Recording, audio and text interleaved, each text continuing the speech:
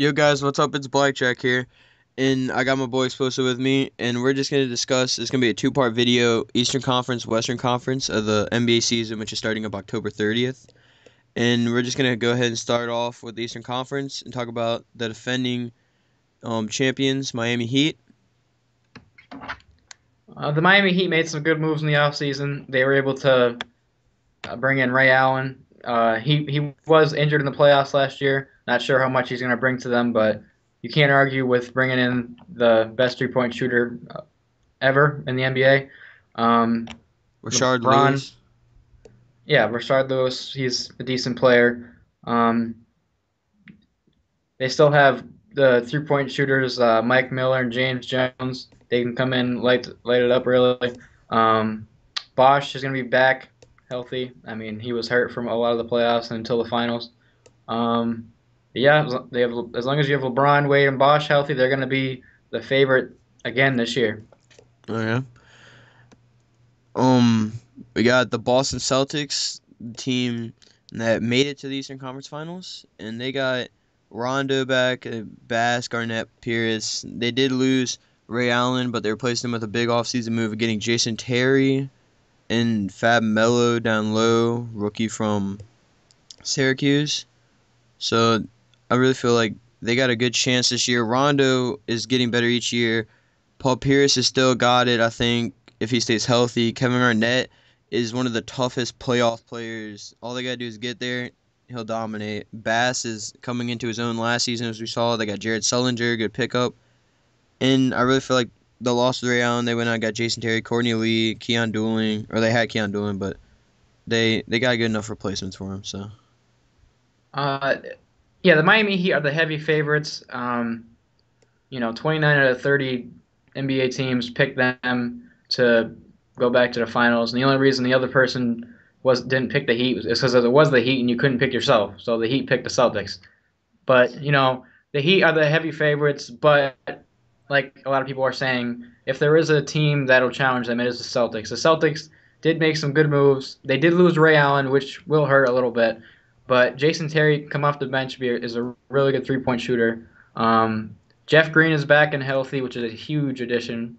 Um, Avery Bradley's hurt, but he should be back for the playoffs.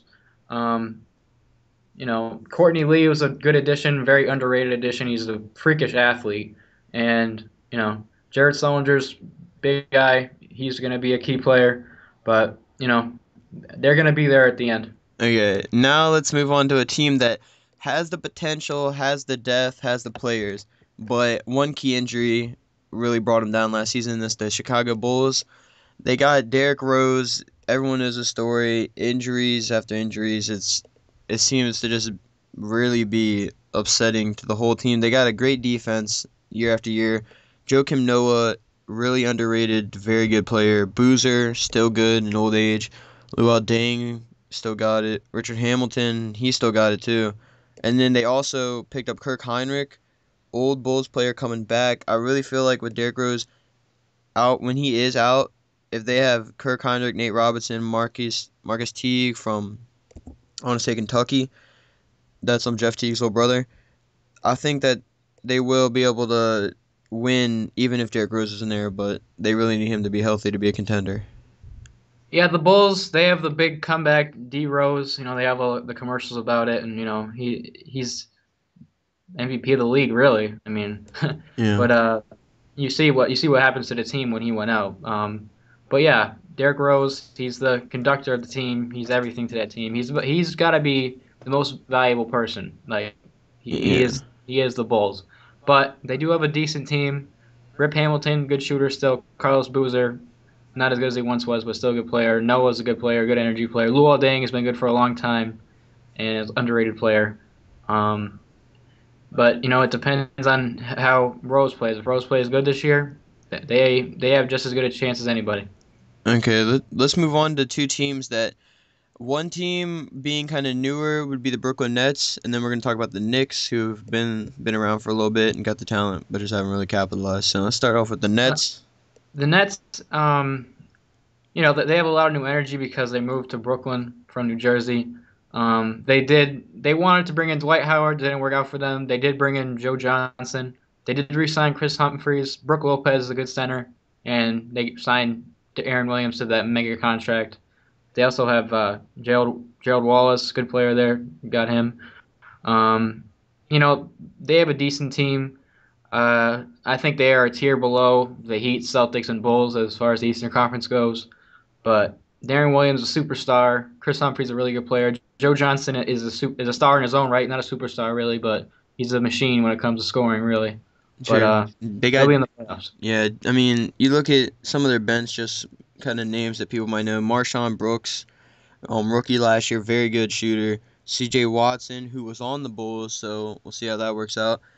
Reggie Evans, who's coming from the Clippers. Jerry Stackhouse, veteran. Josh Childress, and Andre Blatch. So I mean, they're gonna have a lot of hype. JC building the state, or not building the state, but like pretty much Reggie bringing them to Evans is a good Brooklyn. rebounder too. Yeah. That could be a good, um, good player for them. Yeah. Okay. Let's move on to the Knicks. I feel like the Knicks year after year they have the talent. I mean, just to name a few of the so much talent they have on the team: Maury Stoudemire, Tyson Chandler, Camby, Carmelo Anthony, Steve Novak, Jason Kidd, Raymond Felton, J.R. Smith, Eamon Shumpert. I mean, you could go on, but it seems like each year they they like mesh and they've been playing together for 2 years now. But it's like when it comes to playoff time, they just get matched up against the Heat and different teams, and they just really drop the ball when it comes to playoff time. Yeah, when they get into the playoffs, it seems like they really are like the Atlanta Falcons of the NBA. They have the great regular season and then they just choke in the playoffs. But they have played like teams that have gone to the Eastern Conference Finals, so you can't blame them too much. They do have the talent. The reigning Defensive Player of the Year, Tyson Chandler, Mari Stoudemire is still a great player when he's not punching uh, fire hydrants or whatever, fire extinguishers. Carmelo Anthony's superstar. He's gonna get his 20 plus points a game. Um, J.R. Smith, really good athlete, can jump out of the gym. It was a really good addition by them Yeah. uh, last year, I believe it was. Felton's a good player. It's going to be interesting to see how Jason Kidd fits in with them. That may be just what they needed, some veteran leadership at the point guard because they haven't had that. But yeah, it'll be interesting to see. They definitely got the talent to contend. I don't think they're going to be with like as good as the Heat and the Celtics and the Bulls, but they have the talent. Let's move on to two sleepers. They were both in the playoffs. They both went surprisingly to the second round in the playoffs last year, and it'd just be really interesting to see what they do this year. The Philadelphia 76ers and the Indiana Pacers. So I'm gonna let Exposed talk about the 76ers. Yeah, 76ers were a surprise team in the playoffs last year. They gave the Celtics all they could handle really in Game 7. Um, they did lose Iguodala, so that's a big blow. But they did get Andrew Bynum, who was the second best center in the NBA. He's almost as good as Dwight Howard. Evan Turner he's a really good player. Drew Holiday, good point guard, not one of the best in the league, but a good point guard. Jason Richardson, superstar, not as good as he used to be, but really good player. Haas is a very underrated power forward. They have a decent bench. I mean, Kwame Brown's an okay center. Lavoy Allen really did good last year in the playoffs. Nick Young, he can score. Thaddeus Young. I mean, you don't really got to say anything about him. He's a really good player. Um, but yeah, Sixers, they can surprise some people. Bynum is a big addition for them. It is going to hurt that they lost Iguodala, though. Okay, and the Pacers, real quick, they got George Hill, Paul George, David West, Roy Hibbert, Danny Granger, the same five from last year. They did lose Darren Collison though, but they also picked up DJ Augustine. They got um they got Ian Mahami from Dallas, who will help Hibbert when he gets into foul trouble. And pretty much, I mean, if you saw what they did against the Heat last year, they gave the Heat a run for their money. Also, Chris Bosh is hurt, but Roy Hibbert is a force to be reckoned with down low in the Eastern Conference. There's really no one now that Bynum's in there. There is like a replacement for Howard, but I mean, besides Bynum, there's no person to really match up with Hibbert in the Eastern Conference. So they're always a sleeper team. Got a good chance if they make a run in the playoffs. All right, well, let's move on now to me and Blackjack's favorites, our picks to go to the finals, and our Western Conference, our Eastern Conference Finals picks here. You can go first, Blackjack. Okay, well, mine, I'm gonna have to go with the Heat and the Celtics. And I mean, it might be, oh, well, they did it last year, but I really feel like the Knicks just are not gonna go anywhere. The Nets are too early to just came together. Bulls, injuries, and stuff like that. So I really feel the Celtics Heat, it's gonna be a good series again. There's that rivalry with Allen leaving. Jason Terry's back. He beat the Heat in the championship. He literally put the team on his back a lot when Dirk wasn't doing it. And I mean, Rondo is one of the best point guards in the league. He is a true point guard.